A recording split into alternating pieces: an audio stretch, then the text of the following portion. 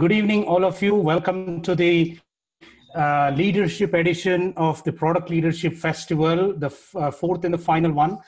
I hope you had a chance to look at the previous ones, if many of you may have joined the previous ones. And this festival, we have some amazing speakers lined up, and we're all eager to jump into this. But before I introduce our guest speaker today, please follow, the steps that Menka mentioned around asking the questions in the LinkedIn thread, right?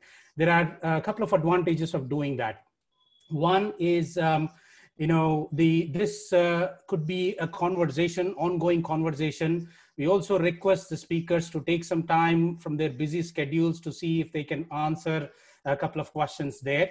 And also, if you pose these questions in the chat box here, there's a lot of chatter that can get lost among it. So I will be monitoring some of your questions. We'll pick up the most relevant ones and common ones, and then we can have our guest speaker address them today. So without delay, I think, it's my privilege and honor to welcome and introduce to you, all of you, Mr. Naveen Jain. Hello, Naveen, and thank you so much for joining us. And, I can spend about 45 minutes introducing Naveen to all of you, but I'm sure he doesn't need any introduction. But it is still, a very basic etiquette that I bring him and introduce all of you so that, we can see that we have just the right person to talk to us on the topic, the most important topic these days. And I think it's all the more important now than before, on the topic of leading with vision. So Naveen is, a serial entrepreneur and is a visionary leader, right? A philanthropist. He's an extraordinary individual. He's an author. He's got some amazing podcasts, which I've been listening to for a year or so. I think, he's just a force to reckon with, if I were to summarize that in a single phrase, right? So at present, Naveen is a founder and CEO of a company called Viome. And Viome is an interesting company with actually a very interesting tagline. It says, make illness optional. Maybe we'll ask Naveen what that means. Why should it even be optional? Why not completely eliminate it? But we'll certainly get into that. Essentially, the company analyzes the gut microbiome and identifies predictive markers for some chronic diseases, right? And prescribes or suggests prescriptive nutrition or other recommendations on that. But what really is exciting to me, at least personally, about what Naveen has done and touched the, in fact, the entire society is he's a founder of a company called Moon Express. Moon Express, by the way, is the only company in the world with permission to harvest resources from the moon.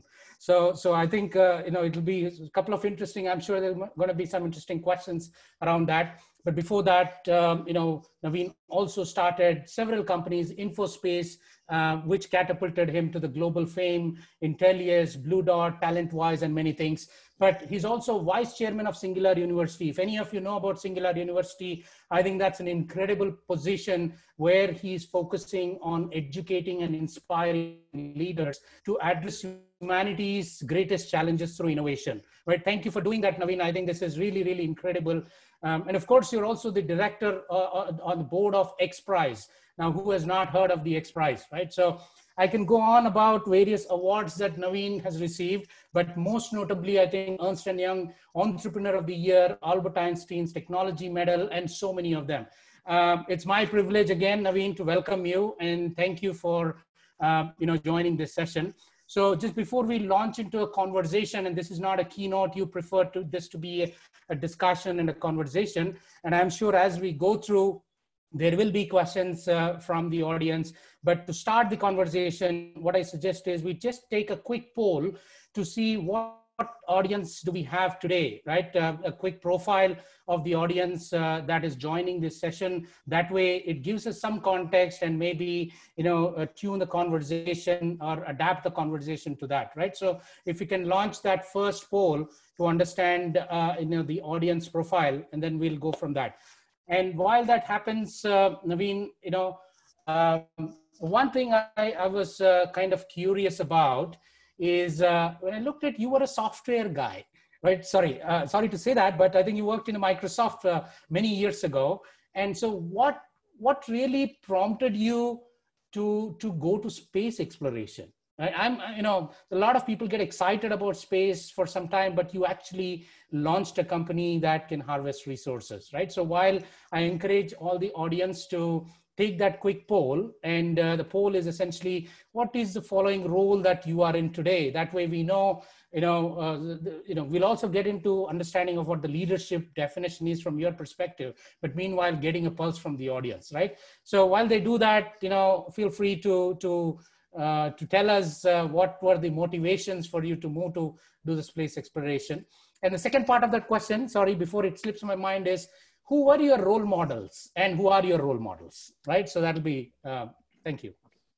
Well, first of all, Sai, thank you very much for hosting me here. It's an absolute honor and a pleasure here. Now, to answer both of your questions, the fact is I am not a software engineer. In fact, my first, my background is in the industrial engineering, and after that I went to XLRI, and I was really in the, believe it or not, industrial relations or union management. So I have absolutely no background in any computer.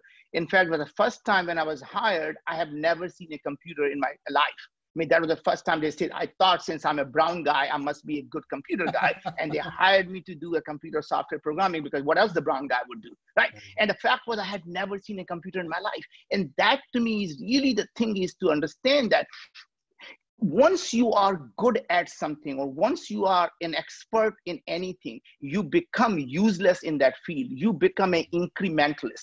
That means the best you can do is to be 10% better than anyone else, be a 15% better than anyone else. But you can never be 10 times better than someone else or 100 times better than someone else, unless you come from outside the world and rethink the foundation of everything that people have taken it for granted.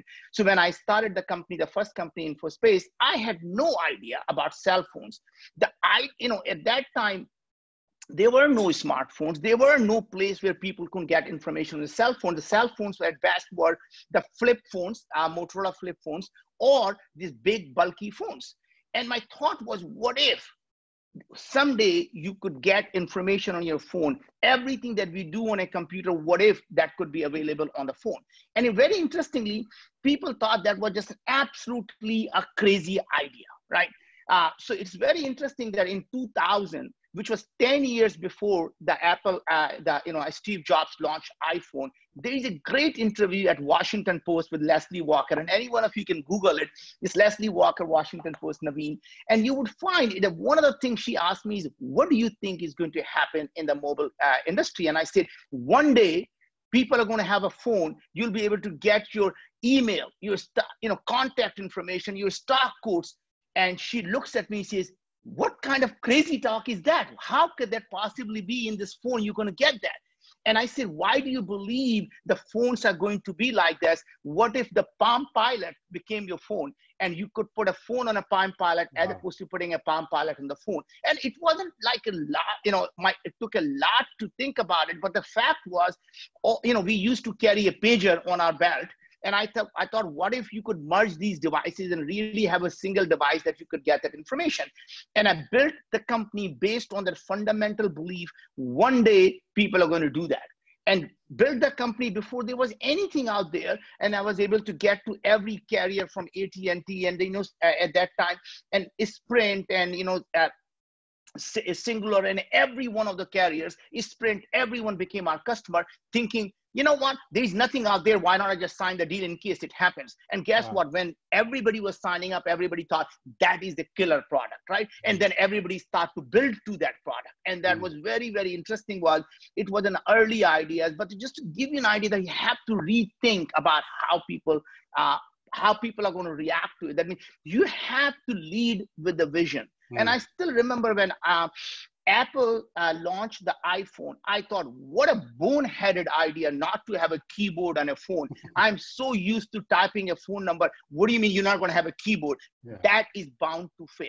right? Guess what? I was 100% wrong because I could not see the vision that Steve Jobs had. Very simply, that people are no longer going to have to remember the phone number. They're going to be in their contact. 90% of the time when we dial someone, they are already in our contact. So why do you have to have a keyboard to do the things, right? Can a keyboard be electronic? My point was, it was such a breakthrough idea that people never believed it could work. And I think almost everyone who has a breakthrough product will tell you that, because if you ask your customers what they want, they will never be thinking the disruption. They want the incrementalism, right? And it is literally the disruptions happen when someone comes along and rethinks your product. And to give you a very interesting idea, when IBM PCs were just coming out, right? Nobody took them seriously because people thought, oh, this is a word processing machine. That's my secretary uses that. Oh, it's got this Excel. It's like an accounting calculator. Give it to my accounting guy. Nobody thought someday they're going to be running the power plants, right? They're going to be PCs. They're going to be running the whole country, right? And the point was, it wasn't, I still remember the digital equipment corporation. They used to have these mini frames, right? So they thought mini frames were distributed. Every department had a mini frame. And it's not that they were dumb. Ken, who was the CEO at that time, I mean, smart guy. He went to his customers and he says, do you want these PCs? And they looked at him. He said, no. We just want the better, faster, cheaper mini vaxes. Until the PCs became powerful. And then they say, Ken, where is the PC? Because point is, people and the people understand. No, sorry, go ahead. Finish your thought. Then what I was thinking is that if you ask customers what they want incrementally better value because they don't see what they don't want until someone gives it to them, right? So going back, even the 2000, this Washington Post article, I said, one day, you're going to be able to drive and people will know you are near Starbucks and they're going to send you a Starbucks coupon. So location will be there. You'll be able to use your phone as a credit card instead of using credit card. And her words were, not in our lifetime. And I called her when the phone came out. I said, I hope you're still alive because it's happening.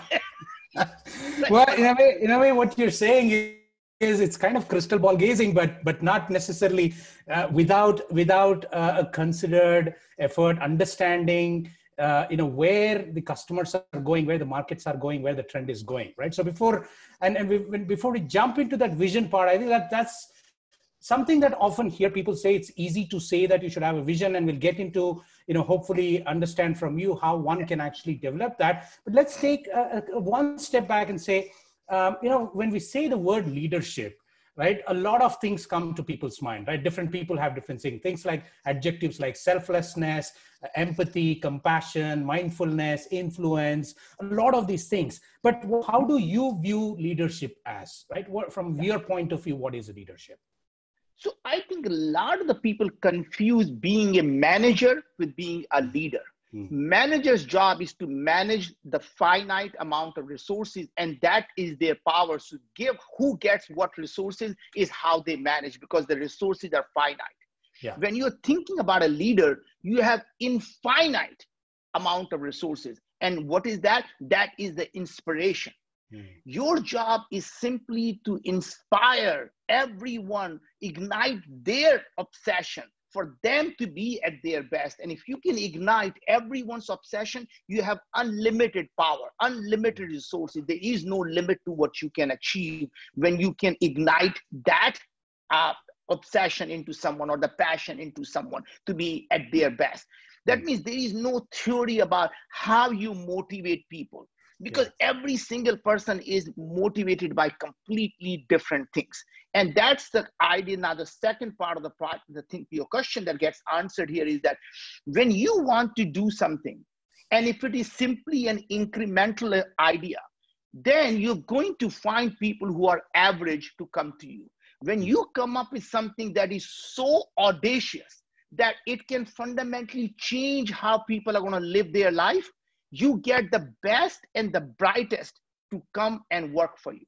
And the reason for that is very simple. The best people want to work on the toughest problems. Best people want to work on something, if successful, will fundamentally change the trajectory of how humanity lives. That means it becomes their legacy.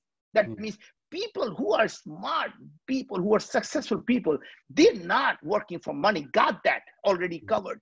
They're working for something bigger than themselves. They're working to go out and show what is possible.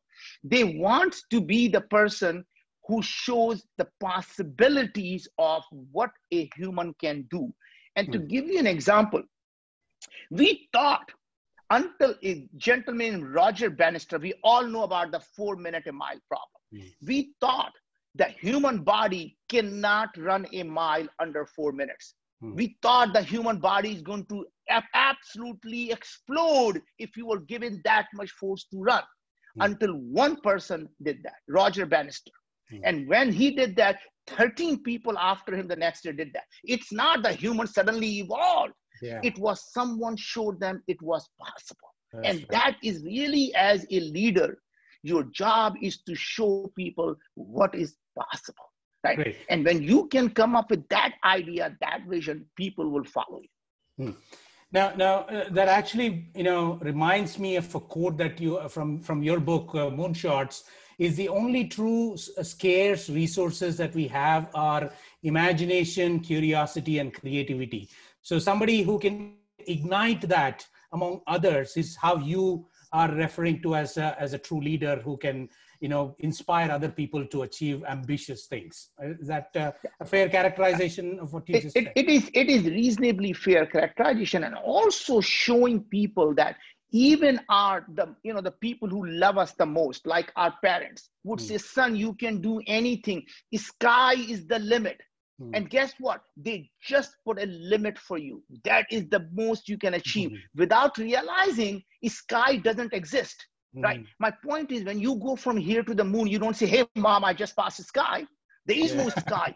Sky is a figment of our imagination. Now, what I mean to say that is, in our life, how many skies that we constantly imagine, that means they are our limits. Every day we say, oh, that's the limit. That's my sky. Point is, once you get there, you will realize it doesn't exist. It is simply the figment of our imagination. Sure. So in a way, are you alluding that leadership is a state that everyone can reach, whether they are officially in charge of anything or not? In the sense that when the moment we start talking about leaders, it seems to implicitly imply that there are followers, right? So the world is divided into leaders and followers. So the question is leadership a state that everyone can reach and at least can aspire to?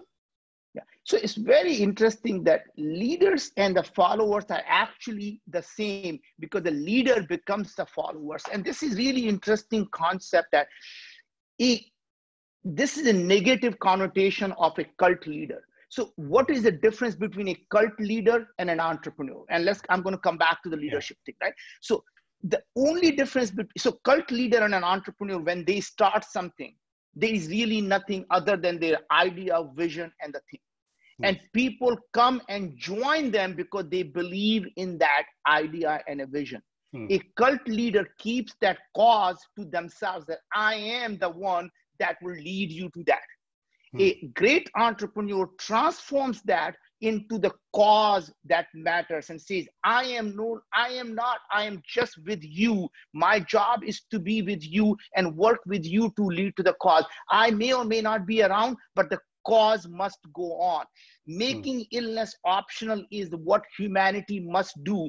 Today, I am going to start something, and I may not be able to get to the finish line, but I am going to keep moving the humanity forward, and someone else may come along, stand on my shoulder, and take it across the finish line. It is a relay race. Even though I may not finish the race, but I'm going to pass the baton to someone who would finish the race. But the cause of making illness optional will always be there, right? Yeah. And to answer your question, why make illness optional and not eliminate? That was a very, we thought about that. And the reason was, if I say we have a power to eliminate chronic diseases, then people say, I don't need to be taking responsibility because they are the one who are going to do it for me. What we said was, you are in charge. We are going to tell you what is happening in your body. We're going to tell you what you can do to eliminate that. Decision is yours, and you may say, I don't care, I don't want, I'm going to do what I want. In that case, you have made a decision, and that's optional for you. And that is, by the way, what I call empowerment of individual. You make them responsible, you make them the CEO of their own health, as opposed to saying, I will take care of you. I'm saying, I'm going to give you the actionable and intelligence so you can take care of yourself. And that's really, honestly, that is a thinking. Unless you have that, you're saying is, am I so powerful that I can do something for you, or I'm going to give you the power so you can do it for yourself? No, that's an incredible insight. I think that succinctly summarizes that if we take responsibility of eliminating illness, then people are not going to take responsibility of that. So, and going back to what you were mentioning about the entrepreneurs and the cult leaders and even probably visionaries. So even visionaries see opportunities, right? So, horizon opportunities. And if entrepreneurs are the one that are going to actually pick up or work on those opportunities or realize those opportunities. So if you tend to see opportunities where others don't see, is that would you characterize them as an entrepreneur or even a visionary or both? Because I don't know if both, if entrepreneurs can be both or vice versa, but either way. So there are really three types of human beings in this world.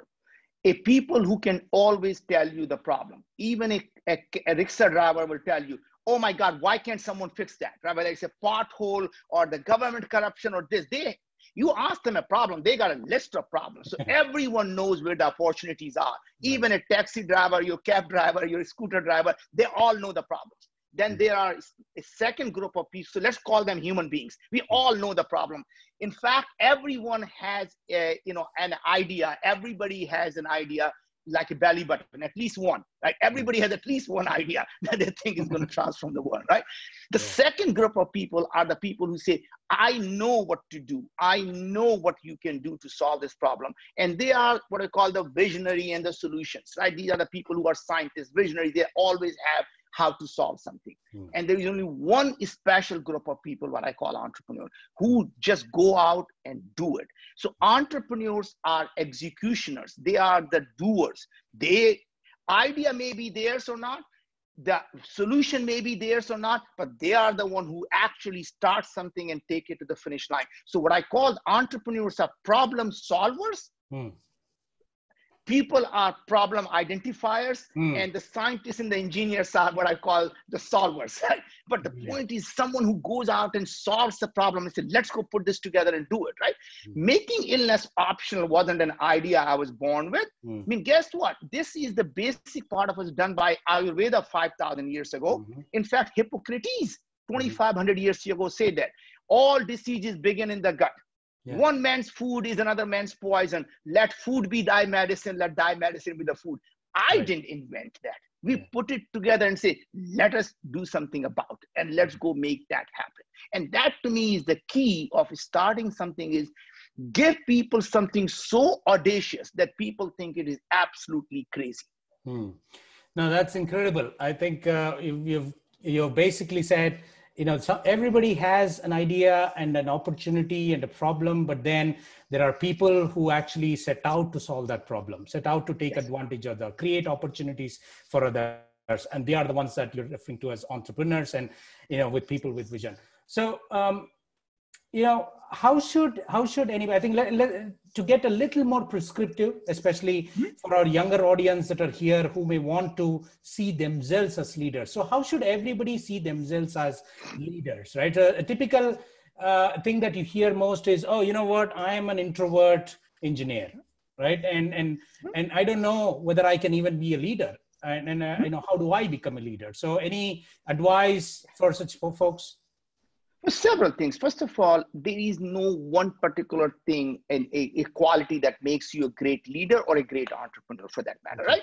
Because there are lots and lots of great entrepreneurs who are introvert, and there are a lot of failed entrepreneurs who are extrovert, right? So it really doesn't matter. So point is, you can be in any spectrum. And I can tell you the truth, I am an introvert. Right. And that's tell you why I say that. It's not that I can't go and have a conversation with you, right? That is not being an extrovert. The fact is, if I go into a room where I don't know anybody, I am not the person who goes out and meeting everybody, shaking hands and finding the energy in that. I am the guy who will be sitting in the corner looking at the phone, thinking I'm very busy, and basically I just don't want it to be. I'm just scared of walking. That picture doesn't gel at all, Naveen, but I'll go with it. But my point is, honestly, I'm not the person who's going to be working the room. It's just not who I am. I am just very difficult. In fact, I'm so fearful of walking up to someone and introducing myself, right? But I don't have a problem someone coming to me and talking to me. Then it becomes simply a friendly conversation, and I can have any conversation on any level, right? And one of the things that I really find fascinating is that we talked about intellectual curiosity. I learn about a lot of different topics. I mean, so in a sense that I could have a conversation about a nuclear reactor at the same time, or nanotechnology, or how human brain works, to about how human organs work. It doesn't matter what part of the things, because I spend a lot of time learning about everything. And this is what I call about collecting the dots.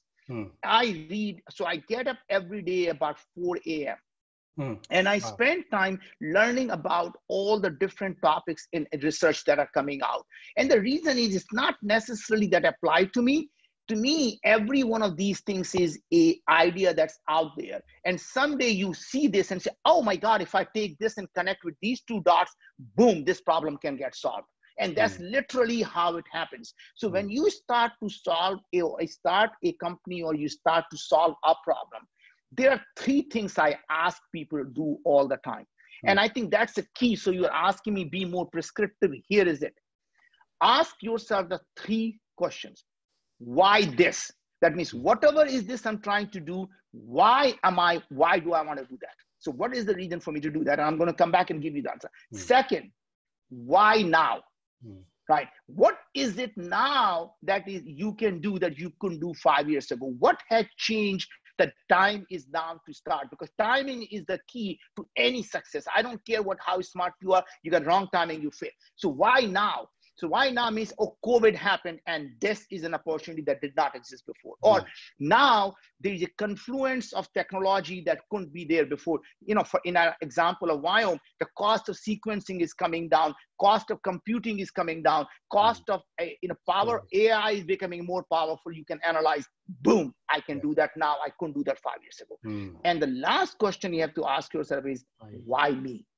Why me means, what is it that I think that is different from anyone else? Or in other words, what do I believe that no one else is thinking about? That means, what question that I am asking which is different from what everyone else is asking, because that is the key. If you are asking the same question that everyone is asking, you're solving the same problem that everyone is solving. When you reframe the question, the solution becomes very, very different. And I think, Sai, you and I talked about it offline in this subject, right? The asking the right question is why me, right?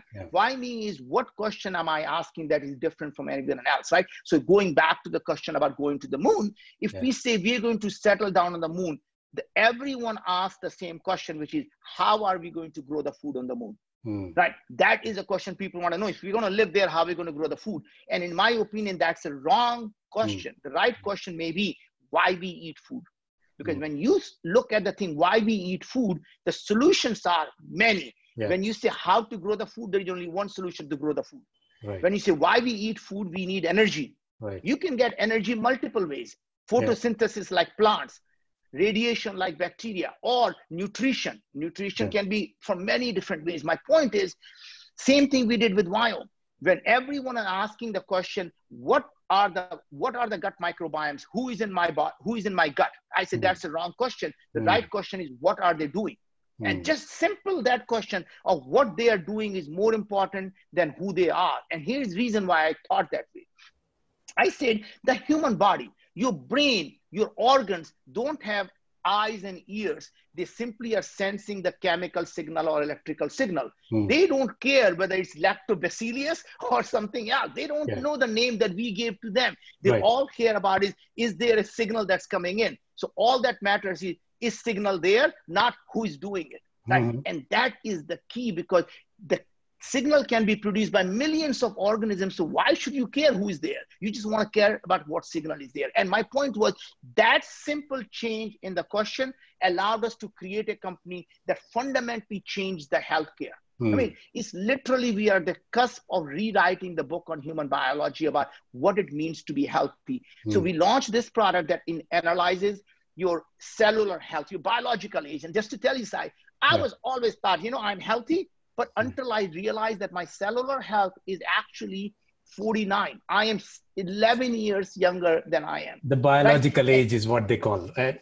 Yeah, biological age, I am 49 now, right? Now, my goal is to never celebrate the 50th. Wow. My 50th, right? That means I'm going to keep working hard to keep reversing it or keeping it at 49 or making it 48. So my goal is to keep my body in 40s. So it doesn't matter chronologically, I may be 70, but I'd never want to have my 50th birthday biologically. Well, that, Godspeed on that. Wishing you luck on that. Now, I was just trying to monitor if, any audience questions coming. I'm sure everybody is mesmerized by what you're saying. And just to keep the engagement going, I want to launch a quick poll here just to know if the audience here, what level of understanding do we have here among the audience to become a good leader? What does it take to become a good leader, right? So that kind of gives us a quick check on what the pulse of the audience is, right? So, if you have a good understanding of what is required to be good product, if you don't know, I think you just gave 3 prescriptive ways of trying to get there, right? One is the 3 whys that you talked about, the golden whys as we call, right? Why this, why now, and why you? So I think that's a good start for folks to start getting into an understanding or thinking about it. Now, coming back to vision, Naveen, I think what role does a compelling vision play for organizations? I think, vision as a key leadership principle is often used and cited, and pretty much every company talks about what is the vision of our company, or, there's always misunderstanding in many cases between vision and mission, but what role does a compelling vision play for organizations? So the fundamental problem that you run into is that most people call vision about their goal. So they don't really have a vision. Vision is something you can visualize, right? If you can't visualize something, it's not a vision, right? So some of the companies I've seen, our vision is to be the market leader in industrial sector with a large market cap. And this, I'm thinking, how the hell do I visualize that, right? That is not a vision. Vision is so simple. Like Martin Luther King, I want to see a Black person holding the hand of a white girl walking together. You and I can visualize that very clearly about what that vision is, right? You can't say, I want racial equality, the things people don't look at the color and think, I don't know what that means. Point is, that is, to me, the vision should be so crystal clear that you can describe it in vivid colors. You can visualize it of happening, right? So when we describe making illness optional, we describe the vision as your grandmother is no longer on the, suffering from Alzheimer's. She remembers who you are. Your uncle didn't have to die from cancer. Your mother doesn't have to prick her finger because she's diabetic, right? These are the things you can visualize and say, oh my God, what would I do to get my dad back from that, not having to die from cancer, right? I mean, that is the kind of things you have to describe to say, people say, what do I do? And then you enroll them into that, right? So one of the things we did was, we didn't say we have a power. We said, look, we as humanity has the technology at our disposal. And then I went out to make an ask. We need 2 million of us to come together to understand and digitize the human body so the artificial intelligence has all the data it needs to be able to understand what causes this disease to happen and how we can use the food and nutrients as a medicine to be able to reverse that. I can't do it. I alone don't have that power. Come join me to make it possible. And I remember that I was speaking at this event. People came by and said, I want to join your mission. Here's my money. And I said, I don't need the money. I want you to give me your data. I want to understand why you have gaining weight, why you have the disease.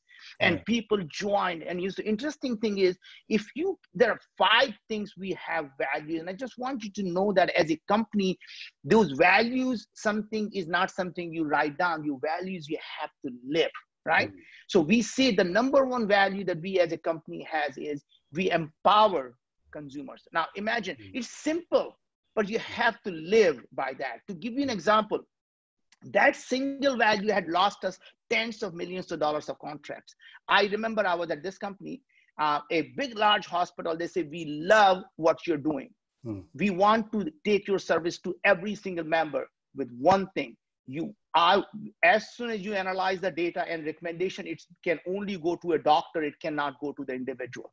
And I told them that violates our rule number 1. He said, we are the doctor. We tell the patient what they need. You can't tell them that. And I said, I'm sorry. The reason they are sick is because you have been telling them what they need. You as a medical industrial complex, think about it. Everyone in the medical industrial complex makes money when you're sick. No one makes money when you're healthy. You don't have that incentive. The person who's suffering is the one I want them to know what they can do. They say, we can't do that. And I say, we walked away. And that is the power of living the values. And there were 4 people from our company. They were just like, honestly, in the meeting, I said, this will not happen. And they're like, are you crazy? I said, remember, it violates rule number 1, right? And that is how you do. Rule number 2 we had was very simple. The reason I'm talking about these are because this is something everyone who's a leader must have, these values that they stick by. Otherwise, people don't believe them that they're true leader. They think of them as opportunists, right? Everything that you do must be based on science. That means we are not going to go out and make a claim unless we can show the actual science behind it. I mean, we're going to use the data to actually understand what is going on. We're going to publish the data. We're going to get everybody to believe it is backed with science. Number 3, everything you do must be actionable. That means we're now going to build a product that you cannot act on. So for example, I'm now going to do a DNA test and tell you, based on your DNA, you're 6 times more likely to get Alzheimer's. Enjoy. I'm sorry, you can't. If I can't tell you what you can do to do something about it, I don't have any interest in giving you the information that you can't act on. Right? The 4th thing was, everything we do must move the humanity forward. That means anytime you have to make a choice and say, I can make a lot of money, but it does not do good for the people, we're not going to do that. That means doing well and doing good must come together. If I can't do good for the people, I'm not going to make money from it, right? And that just shows that the kind of products we're going to build are not going to be selling marijuana. Right? It's just not. No, my point is, we can make a lot of money, but that's not who we are as a company. Even though it's illegal, it's illegal in our state, but I'm not going to do that because does not follow with our who we are as a company. And the last part was very interesting. We said we're going to inspire and educate people to buy our product. We are never going to sell them our product. We're never going to sell them anything. We're going to educate them and inspire them to buy it. Right? And that is the difference is, when you buy something because you are inspired or you're educated, even if you never use the service, you feel that I contributed because I wanted to. If I sold you something, you're going to say, God damn it. He sold me this stuff. I hate him. I would never, ever do it. If it doesn't work, then they're going to hate you. And that's where you lose that. So essentially, inspiring people, motivating the organization are now becoming differentiators, and vision as a key leadership principle is playing a very key role. And one of the things that you emphasized is you have to live by the values, and those have to be actionable for everybody in the organization to say, now I understand this vision, and everything that we are doing it should tie back to that vision, right? With the examples that you just gave. Now, I want to bring in a little slightly next generation workers perspective. I think, many of us are seeing the younger generation workers joining the workforce, and predominantly what is different, at least what I see, and many people agree with that, is they are seeking an emotional emotional connection to the work that they do, rather than how we used to do before, or generations before, mostly for livelihood and sustenance and everything. Now there's a lot of emotional connect, right? So what is the importance of creating that emotional connect with the new workforce, and the vision around it? How do you define to get full commitment and passion from them, right? So how do you attain this full engagement with the new workforce, which are now seeing a lot more emotional connect? But I mean, that's again, going back to the rule, everything we do must move the humanity forward. That means everything we do is good for people, right? And that kind of a thing is what younger generation, millennial, all the saying is, I'm not going to work on to create this toxic product that's going to, destroy the environment, that's going to destroy the people. I'm just don't want to work on a product that's not something I believe in it. That's not something that's good for people. That's not good for planet. That's not good for humanity, right? So it is important that doing, some of the world's biggest problems are the world's biggest opportunity. So why not work? I mean, you can make $100 billion company by solving a problem that affects 1 billion people. So why not work on something that actually can get people out of sickness, out of poverty, create plenty of fresh water, plenty of food that does not require pesticide or insecticide, come up with a way to create a sustainable energy. And when you start to work on the problem, and when you do, by the way, that becomes the biggest company out there. I mean, look at Tesla.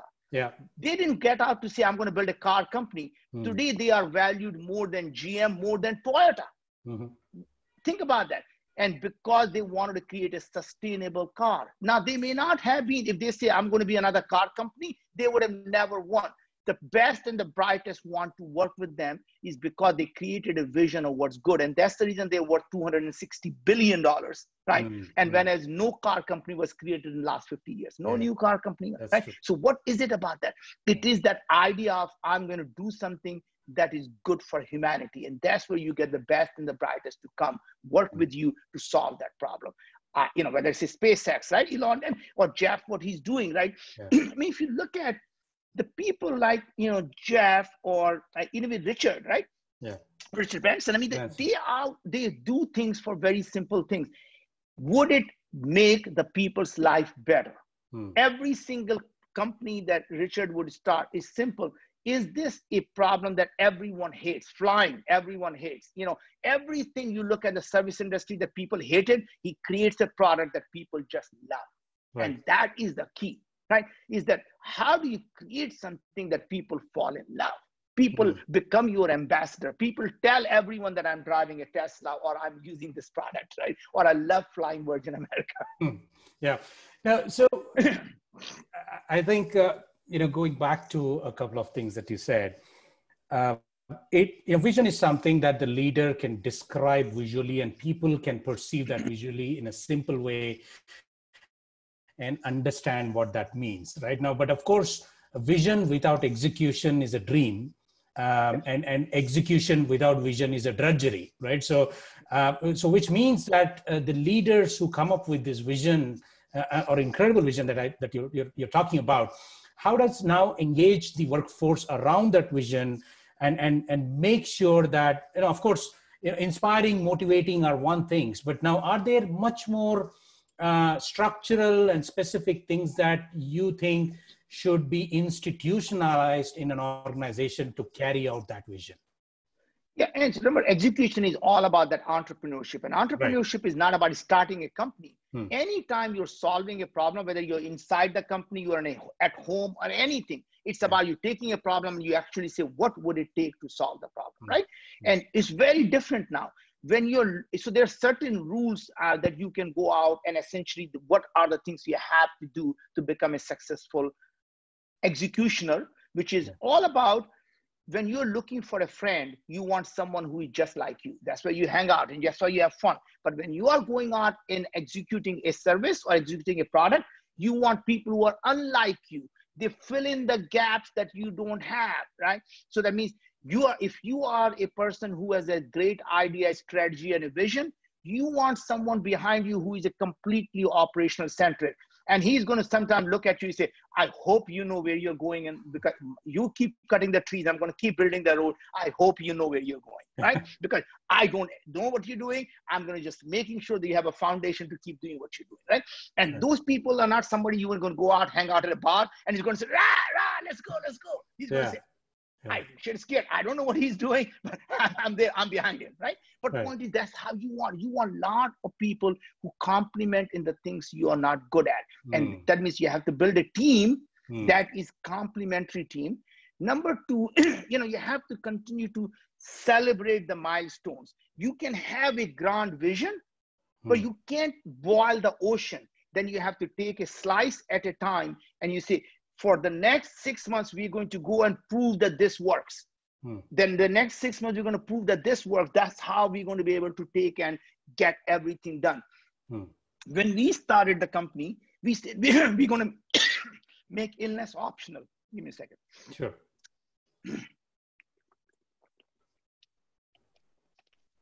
We didn't go. So point was, when we said we're going to make illness optional, that was a dream. And then we say, guess what? We're going to start analyzing people's gut.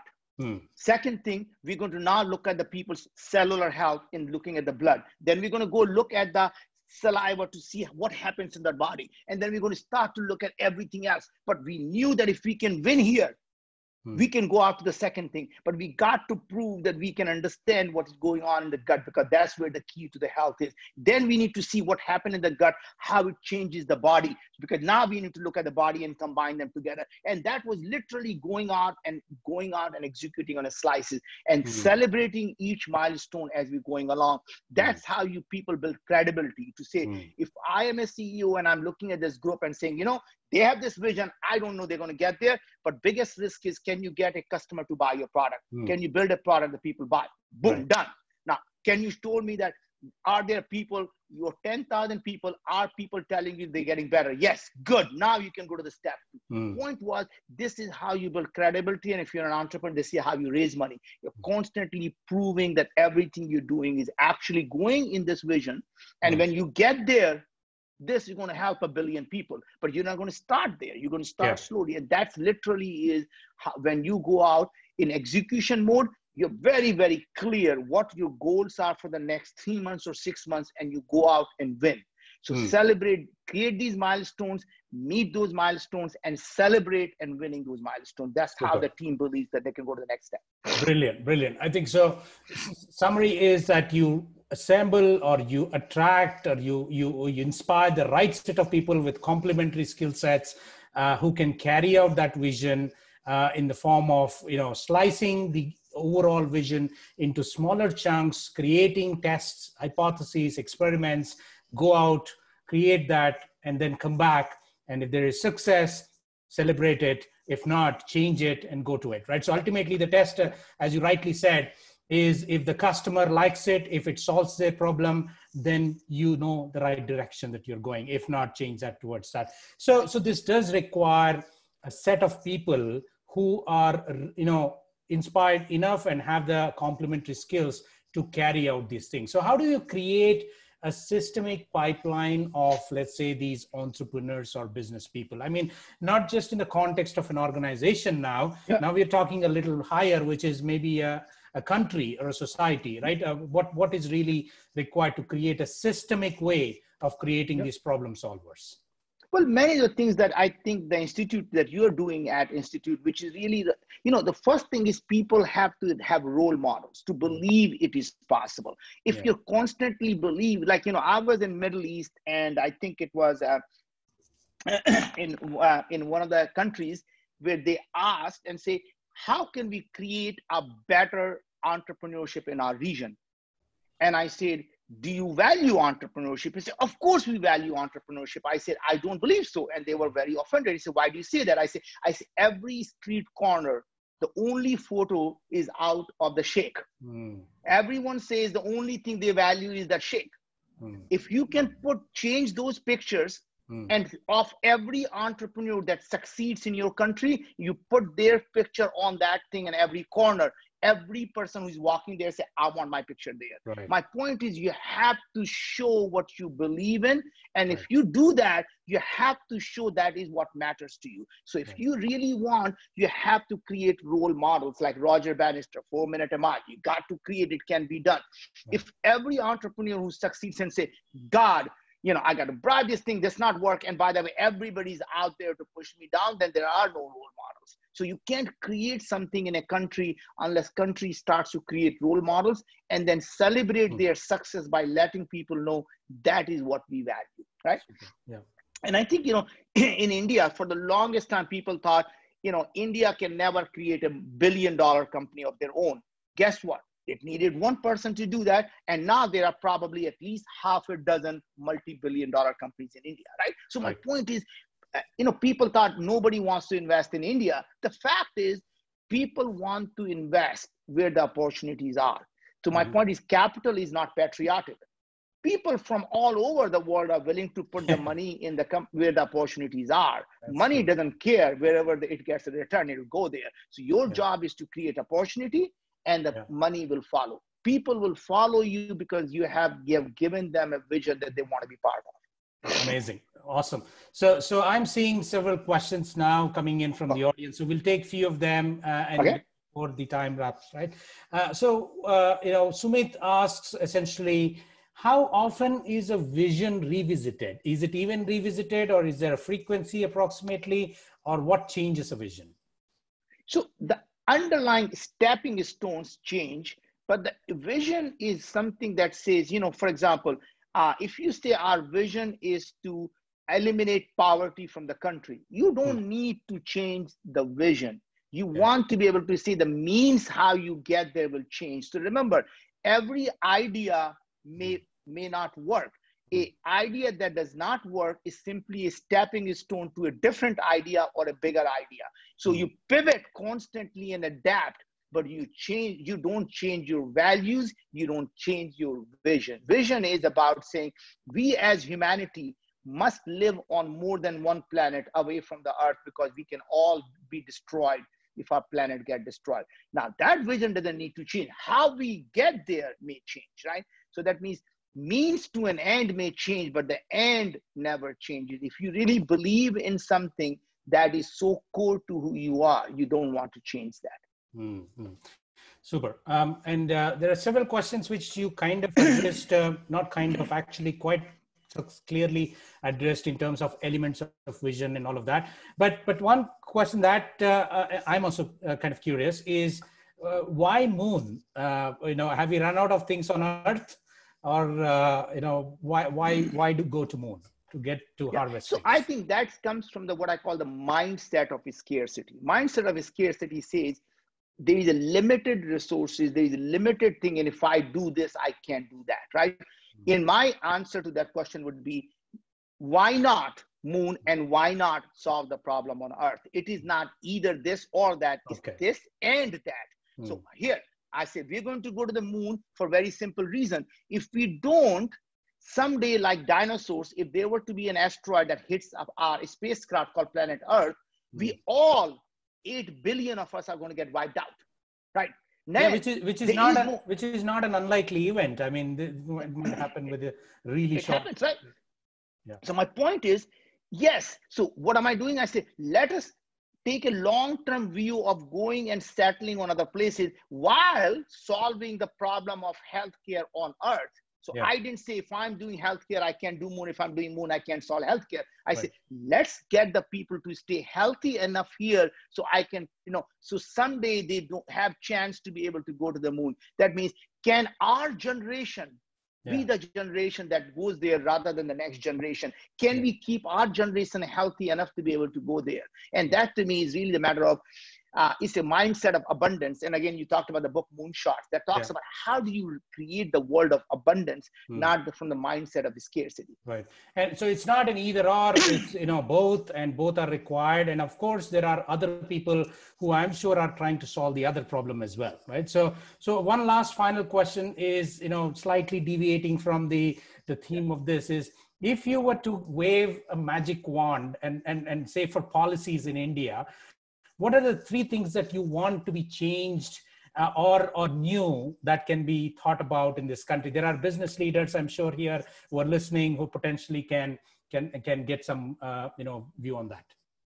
Well, I think the number one thing is going back to is create the spirit of innovation and entrepreneurship, because everything else will get taken care of. Yeah. If people believe that they can achieve any dream they have, they don't have to leave India to go to America for their dreams to come true. Why not create the opportunity well within India for them to let India be that land of opportunity that we used to call America? America is, no longer the land of opportunity that it was. It's no longer welcomes the best and the brightest. It's no longer want people like us here, right? Yes. But guess what? There are times, but don't get me wrong, the racism in America exists. I have had people come to me and say, why can't I go back to my own country? And I look at their eyes and I say, because idiots like will only needs a job. That idiot like you will need a job. That's the reason the people like me are here. So you can have a job, right? So don't worry about me, worry about yourself, right? Yeah. Cool. But Awesome. the point is, we can. So if I'm in India, I would create that actual opportunity to create entrepreneurship, celebrate entrepreneurship, give people, chance to succeed, take away the barriers for people to do things with, get rid of these British policies of licensing. All that should just go away. You should be able to get up in the morning and say, I'm starting a company, and you can start a company 5 minutes later. Go to the website, register your company, and you're good to go. Yeah. Well, thanks a lot. I think that is super advice for people who can influence things at very large scale. Really appreciate your time, Naveen, and thank you so much.